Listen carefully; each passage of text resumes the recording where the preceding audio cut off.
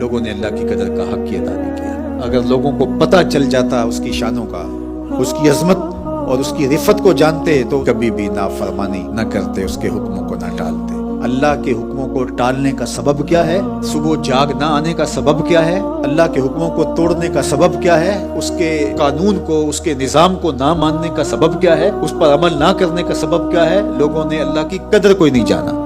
اللہ کی قدر و اہمیت کو جانتے تو کبھی ایسا نہ ہوتا۔ یہ سب اس لیے ہو رہا ہے کہ وما قدر اللہ حق قدرہ، لوگوں نے اللہ کی قدر کا جو حق تھا اس کو ادا ہی نہیں کیا۔ اس لیے لوگ جو ہے وہ دین کو اور اللہ کے احکام کو اسی لیے رہے ہیں۔ لیکن یہ تو قیامت کے دن پتہ چلے گا، جب ایک ایک عمل کا، ایک ایک حرکت کا، ایک ایک سکنت کا حساب ہوگا۔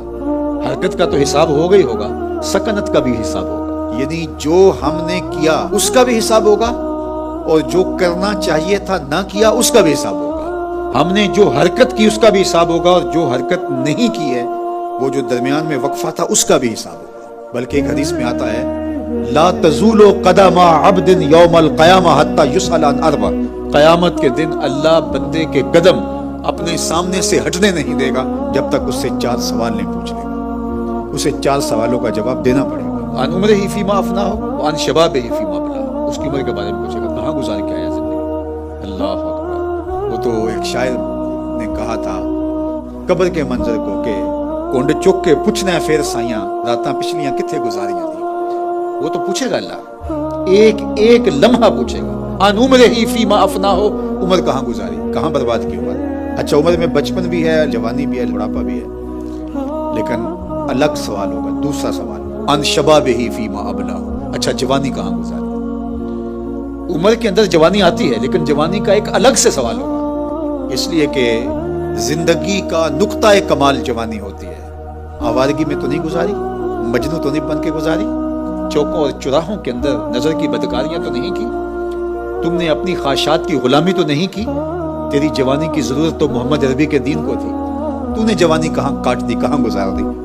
عن شبابہ فیما ابلاہ، دوسرا سوال اللہ پوچھے گا جوانی کے بارے میں کہاں گزارا۔ تیسرا سوال مال کے بارے میں اللہ پوچھے گا کمایا کہاں سے اور خرچ کہاں کیا۔ صرف کمانے کے بارے نہیں ہے، کچھ لوگ کہتے ہیں کہ ٹھیک ہے ہم حلال کما رہے ہیں لیکن خرچ کریں وہ ہماری مرضی ہے، ہم اپنے مال سے خرچ کریں۔ آج کل شادیاں چل رہی ہیں اور لوگ شادیوں کی تقریبات کے اندر ایسے پیسے اڑا رہے ہیں جیسا پانی بہایا جاتا ہے۔ کچھ لوگوں کی تقریبات تو 15 دن ختم ہی نہیں ہوتی، اور جو مزید اس سے آگے کا طبقہ وہ مہینہ مہینہ شادی کی تقریبات کو لے کے چل رہا ہوتا ہے۔ آج قوالی نائٹ ہے، آج فلاں ہے، بلکہ وہ ایک دن محفل میلاد بھی کروا لیتے ہیں، سمجھتے ہیں چلو اللہ کو بھی راضی کر دیں۔ تم اللہ کو دھوکہ نہیں دے سکتے، یہ تمہارے مکر وہ خوب جانتا ہے کہ تم کیا کرنا چاہ رہے ہو۔ تو پیسے اڑائے جا رہے ہیں، گانے گائے جا رہے ہیں اور للے تللوں میں اڑائے جا رہے ہیں۔ اور دلیل کیا ہوتی ہے؟ ابھی میں کسی کا مال تو نہیں لوٹا، یہ تو میری اپنی کمائی ہے۔ اور نفس ایک دلیل تراشتا ہے، یہ کمائے کس لیے جاتے ہیں؟ بچوں کی خوشیوں کے لیے کمائے جاتے ہیں۔ تو ہم نے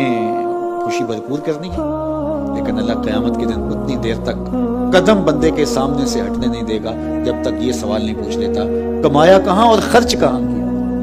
ہمارا دین ہمیں اپنی اولاد پہ وسعت کے ساتھ خرچ کرنے کی تلقین دیتا ہے، لیکن جو فضول خرچی کے سبب میں نہ ہے۔ حضرت علی المرتضیٰ کا قول ہے یاجب علی صاحب المال ان یوسع علی عیالہ، صاحب مال کے اوپر واجب ہے کہ وہ اپنی اولاد پر وسعت کرے۔ یہ نہیں ہے کہ وہ مالدار ہے تو اولاد کو کچھ دے ہی نہ، وسعت کرے، ان کو دے سکتا ہے ضرورت کے مطابق۔ لیکن یہ ہر بندہ سمجھتا ہے وسعت کیا ہے اور عیاشی کیا ہے، اس فرق کو ہر بندہ سمجھتا ہے، کسی کو مخفی نہیں ہے۔ حضور سے پوچھا گیا نیکی کیا ہے، بدی کیا ہے، میں استفت قلبک، یہ مفتی بیٹھے سے ہی پوچھ رہے ہیں، یہ تجھے بتا دے گا اچھائی کیا ہے اور برائی کیا ہے، یہ تمہیں پتا ہے۔ یہ فضول خرچی ہو رہی ہے، یہ ضرورت ہے، یہ بچوں کا حق ہے، ان کو دینا چاہیے، خوشی ہے، ان کی خوشیوں کو سیلیبریٹ کرنا چاہیے، یہ آپ کو پتا ہے، مجھے پتا ہے۔ اور کہاں تجاوز ہو رہا ہے یہ بھی ہمیں پتا ہے، یہ اللہ نے ہمارے اندر رکھا ہے۔ فَأَلْهَمَهَا فُجُورَهَا وَتَقْوَاهَا، اللہ فرماتا ہے ہم نے انسان کو پیدا کیا تھا تو خیر اور شر کی تمیز اس کے سینے میں ہم نے رکھ دی تھی۔ یہ کسی سے نہ بھی سیکھنے جائے تو یہ ضروری ہدایت ہم نے جو ہے اس کے سینے کے اندر رکھی، اسے پتا ہے یہ ضروری ہے تو یہ غیر ضروری۔ تو اللہ قیامت کے دن بندے کے قدم اپنے سامنے سے نہیں ہٹنے دے گا جب تک یہ پوچھ نہیں لے گا مال کمایا کیسے اور خرچ کیسے۔ چوتھا سوال کیا ہے؟ عن علم ہی، اس کے علم کے بارے میں پوچھا کہ اپنے علم پہ تو نے عمل کہاں تک کیا، منبر پہ بیٹھ کے بھاشن دیتا تھا یا تیرا اپنا عمل بھی اس کی مطابقت میں تھا، لوگوں کو ہی تقریریں کر کے سناتا تھا یا اپنا تیرا رویہ بھی اس کی مطابقت میں تھا، تیری خلوت اور جلوت بھی اس کے مطابق تھی. یہ اللہ تعالیٰ جب تک پوچھ نہیں لے گا اتنی دیر تک بندے کے قدم سامنے سے. اب ظاہر ہے جتنا علم آپ کے پاس ہے اور آپ کا جو بھی دائرہ ہے آپ سے نہ پوچھیں گے, اور جو میرے پاس ہے اگر 2 لفظ زیادہ میں نے پڑھ لیے تو پھر میرے سے سوال زیادہ ہوگا, اور جو اس سے بڑے ہیں اور اونچی مسئلوں میں بیٹھے ہیں ان سے بھی سوال. یہ مجھے اور آپ کو اس کی تیاری کرنی ہے. اسی لیے جو ہم کہہ رہے ہوتے ہیں اس کے اندر اثر اتر ہی نہیں سکتا جب تک ہمارا عمل اس کے مطابق. ہواؤں میں اڑتی ہوئی تتلیوں کی طرح لفظ رنگ تو جماتے ہیں لیکن